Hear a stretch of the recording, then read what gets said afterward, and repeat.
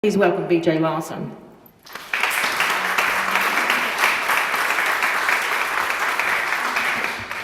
Thank you, Charlotte, and thank you very much for the opportunity to say a few words. There's a handout that I provided, a little light reading for you, just to get to know me a little better, since I'm very new to the political scene. I didn't actually sell the company to run for office. In fact, at one point, running for office was the last thing I ever figured I would do. But I have 3 children. My wife and I actually have 3 children, 4, 6, and 8. And I am deeply, deeply concerned about the direction that our nation is going. And I could spend a long time talking policy, talking issues, talking economics, and why my concerns are so profound and I believe so historically based. But I'm going to start just by giving a brief introduction to myself and then open the floor for questions so we can talk about what y'all want to talk about. Again, my name is B.J. Lawson. This is my wife, Jill Lynn. We've been here for about 15 years. I'm originally from Lakeland, Florida, which is a small town in the middle of the state. You might know it's a spring training home of the Detroit Tigers. That and Tavlin Citrus are kind of its calling cards. I came to Duke in 1992 to study engineering after graduating from Lakeland High School, and I've been in North Carolina ever since. I finished up my biomedical and electrical engineering degrees at Duke in 96, started medical school, and after 4 years of medical school, I felt the calling to go into surgery, specifically neurosurgery, and had the pleasure and privilege of working with Alan Freeman in his neurosurgery program at Duke. Although one of the things that I've always been is I've always been a problem solver. And a lot of that's just engineering school, because when you go into engineering, you're taught to identify problems, analyze systems, figure out how these systems work, and try to optimize them, try to fix the problems. And as soon as I got into the hospital, I was spending 2 to 3 hours a day just hunting and gathering basic information. Who are my patients? Where are they located? What are their test results? What medications are they on? And if you're the resident, it's your job to get that information. And I could not believe that after 20 years of school, I'm running around the hospital writing stuff down on the paper note cards. That just seems silly. So given that opportunity to solve a problem, I left surgery residency in 2001 to start a software company and had the tremendous privilege of, and the tremendous education of getting involved in business, in entrepreneurship, in creating jobs, and knowing what a struggle it is to make an impact in the market and to create value for myself, for my teammates, for our employees, for our co-owners in the operation, in dealing with a market where you've got to satisfy your customers. You've got to provide a valuable service or a valuable product, and you've got to make someone want to give you money. And it occurred to me over the course of the 5-6 years we grew this business that concept of ownership is so powerful and so liberating to not be dependent on begging a bankrupt federal government for help, but to be able to actually create value for oneself and one's fellow citizens, that this is something that everyone needs to experience.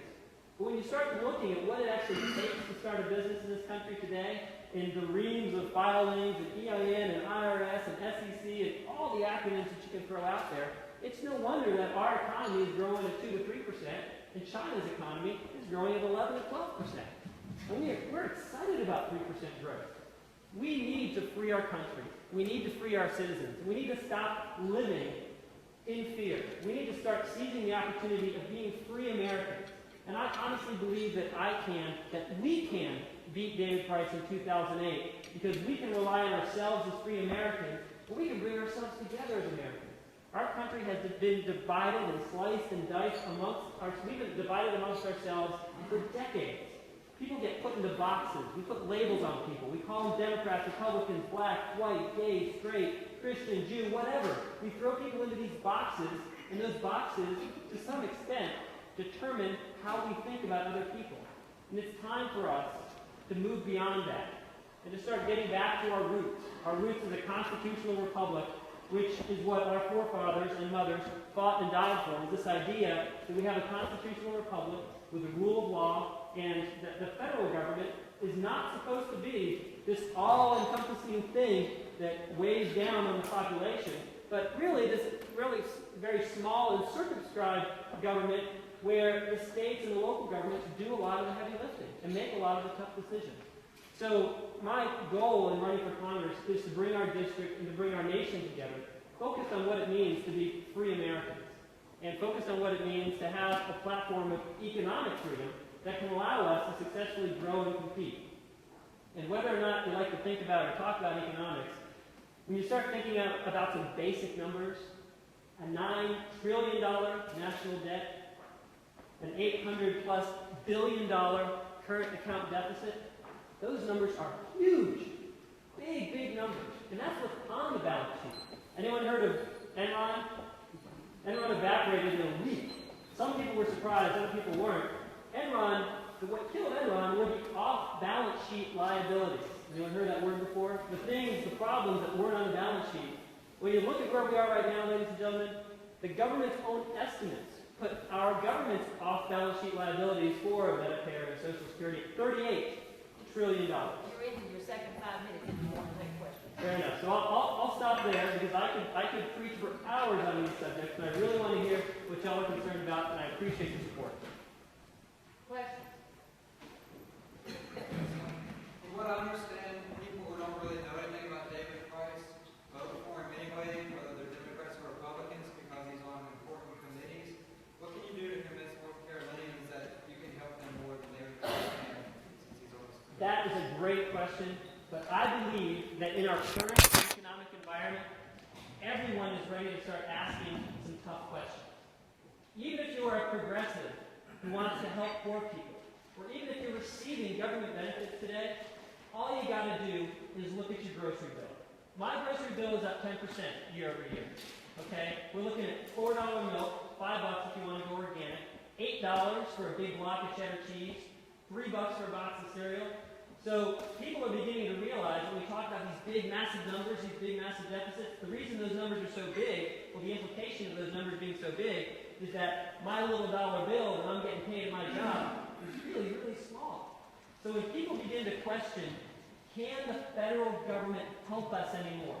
If we can get people to ask that simple question, can the federal government help us anymore?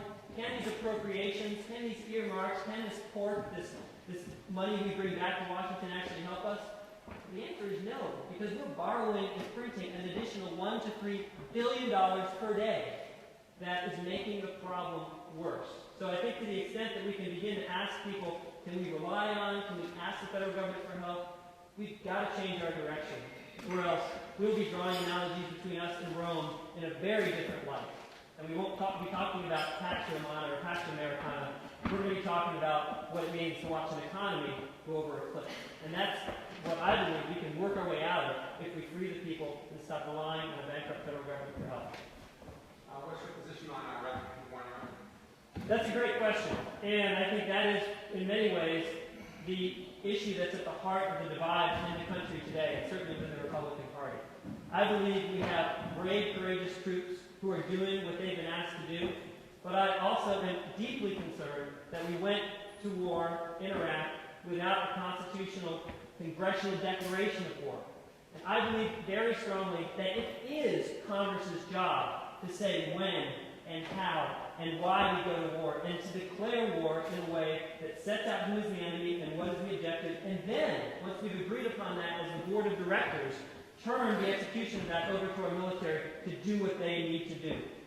That hasn't happened since World War II. And we've had a lot of military interventions, some of which have gone well, some of which might not have gone so well, and it's extremely expensive economically, and it's also morally putting us in a difficult position. The single biggest change we've seen in our foreign policy is this idea that we now accept preemptive war. That hasn't been a part of American history before. And it saddens me to think that we are so fearful that we would actually reach out and initiate hostilities, even in the light of people that, frankly, aren't necessarily all that rational, do objectively hate us, but yet, when I look at this from my background as a Christian, and from my background as an American who has studied the consequences of our foreign policy over the years, I am deeply concerned and think that we need an orderly withdrawal and focusing on a peaceful solution. Because ultimately, you've got three groups of people there that really don't like each other.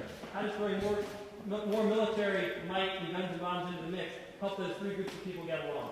It's a tough question. You're running for the 4th district.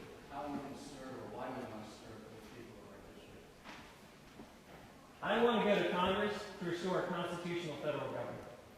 And that's the bottom line. It's getting people to understand that our founders set out a vision for what the federal government should do and how it should behave, and we've been ignoring that commitment. We've been ignoring that contract for a long time. And what we see is the result of a federal government that knows no boundaries and continues to grow to the point that, when the federal income tax was established, 2% just to help pay for World War I. Think about how much money you're sending to Washington and ask if Thomas Jefferson would be pleased with that. That's it. Thank you.